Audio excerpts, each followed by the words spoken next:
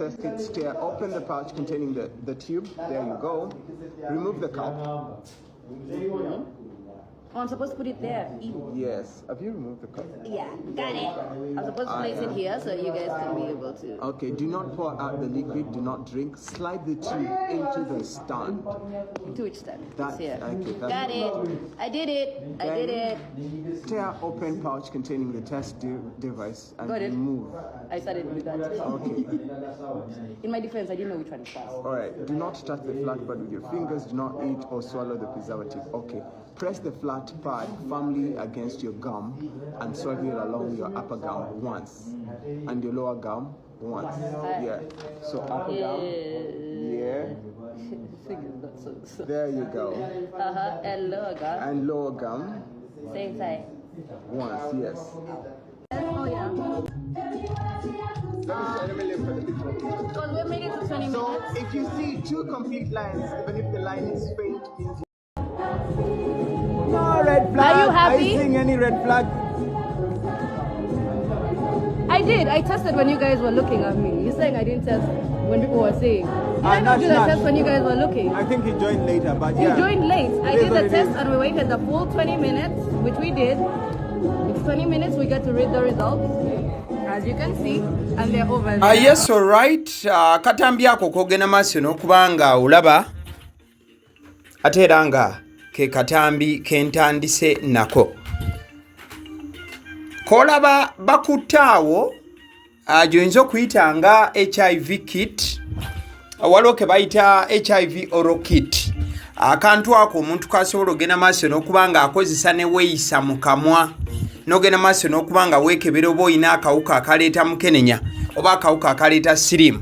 Aso kyekyo kyennyini mwana muwala gw'olaba amanyiddwa nga Lynda Ddane oba Lynda Ddane, kisinziira engeri gy'oyinza ogenda maaso n'okuba nga opronouncing-amu erinnya lye. Olunaku olwaleero oluvannyuma lwa byonna ebibadde bigenda maaso n'okuba nti bimwogerwako, yes, n'akakwata n'agenda maaso n'okuba nga akayisa mu bibuno bye wansi ne waggulu. Akantu ako ka oral kit osobola okukebera amalusugo. Kati olumaze okuba nti akayisa mu kamwa, awo nno baadde bataddeko timer okubalira ddala obudde babeere ku budde obutuufu nti kye babaze kyekyo ekituufu, era ne batandika okuba nti basoma endagiriro ku bipapula bino ebiraga engeri y'okozesaamu akantu ako akakebera oba omuntu alina akawuka akaleeta siriimu oba talina mbufobo. Era we bamalidde nga mwana muwala talina kawuka kaleeta mukenenya, wabula mwana muwala ono bino byonna abikoze ku live ebaddeko abantu abawerera ddala. Akikoze mu kikolwa ekyokwagala opprovinga abantu nti embeera gy'alimu talina kawuka ka mukenenya nga bandi oba abandi we bazze nga babimujwetekako. Gwe mukwano gwange ali mu kulaba video eno. This is not a video to stigmatize anyone that is living with HIV, but it is a video to give you information kwebyo ebigenda maaso n'okubanga bitambula naddala ku side y'obulamu bwa mwana muwala Lynda Ddane. Mwana muwala oyo abadde agenda maaso n'okuba nti ensangi zino abamukolokota ku mutimbagano nga bandi bagamba Lynda Ddane nga yafaanananga bulala nnyo, yayina omubiri ogutekena n'ebiringa ebyo. Kati abandi nga bakimuteekako nti omubiri gugenze maaso n'okuba nga gukendeera, abalala ne bagamba nti n'endabika ye egenze maaso n'okuba nga ekyukako. Mwana muwala ono nno okutuuka ku kikoleddwa olunaku olwaleero byatandise na lunaku lwaggulu. Olunaku olw'eggulu zaabadde ennaku z'omwezi 17 omwezi ogw'e December. Olunaku olwokubiri mwana muwala ono Lynda Ddane yagenze maaso n'okuba nga atwala eddakiika eziwerera ddala 5 n'omusobyo awali ku program gy'aweerezaako eya NTV The Beat akawungeezi, n'agenda maaso n'okuba nga alaga obutali bumativu olw'Abannayuganda bagenze nga maaso n'okuba nti bajjayo vidiyo ze enkadde z'omwaka 2023 ne 2022 we yalina omubiri omunene koko, ate ne balaga ne videos ezakati wali okuba nti nomubiri gwe gwesalamuko oba yagenda maaso n'okuba nti aluzinga kweitu wano na wali. Asobadde nga bagenda maaso n'okuba nga basharinga video era bw'obadde ng'oweetegereza ku mutimbagano kati ekifaananyi ky'olaba ekiri mu black kifaananyi kikadde kati kino kye kifaananyi ekipya waali saawa zino n'okuba nti no kaweiti kakenderamuko.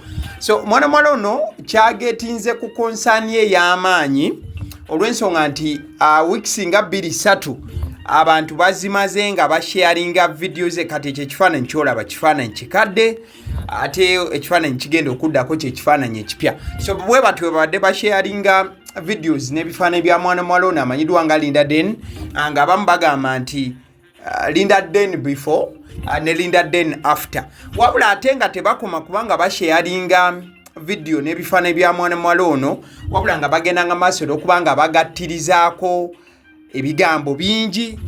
Waliwo akayimba kamuke yalimuko akali kamanyiddwa nga banana, abantu ne bagamba nti you ate the banana. Statements kale zibaddawo nga zigenda maaso okubanga zimuweebuula n'okumutyoboola mu bufu omu oba obulala. So mwana mwala ono yawulidde nga kimususseeko ejjo n'agamba abantu balekeraawo ekyokuba nti bamukonjera n'ogamba nti alina obulwadde era nti yagenda maaso okuba nti mumbeeremu oba endala alinnya mu kaveera y'ensonga lwaki afaanana nga bw'afaanana. Olunaku olwaleero ejjo bwe yabagambye n'alaba nga baagamba tebazikiza era nga bakyagenda maaso okuba nga basharinga videos n'ebifaananyi.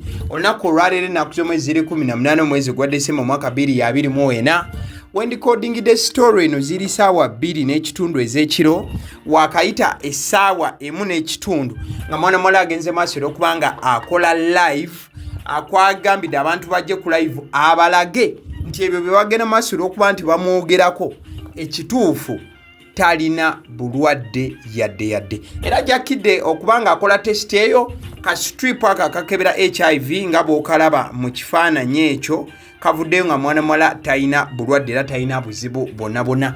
Though abandi ne batandika okwebuuza nti ddala kibadde necessary ye okugenda maaso n'okubanga approvinga abantu just aboogera obwogezi abatamwinaako kakwate ddala kibadde kyetaagisa yo okubeera nti bano abantu abamala googera here and there abawa obudde n'okutuuka okuba nti nno yeekeberera live okubeera nti yeekeberera live ku mpewo alaga abantu nti bannange nze sirina buzibu. In fact embeera ya mwana mwala amanyiddwa nga Lynda Ddane olunaku olweggulo bwe yabadde ayogerako eri abantu n'abagamba nti balekerawo okubeera nti abawa opinions here and there ku bantu olw'ensonga tebamanyi ngeri gye baba bagenda maaso okuba nga bakosaamu abantu abo. Era mwana mwala ono yagenze maaso n'okuba nga mukadde ke kamu yeegeraageranya ne Chameleon awamu ne be yabadde nabo ku seti okwabadde mwana mulenzi Daginais awamu ne gayo oyo omulala bwe bagenda maaso okuba nga baweereza.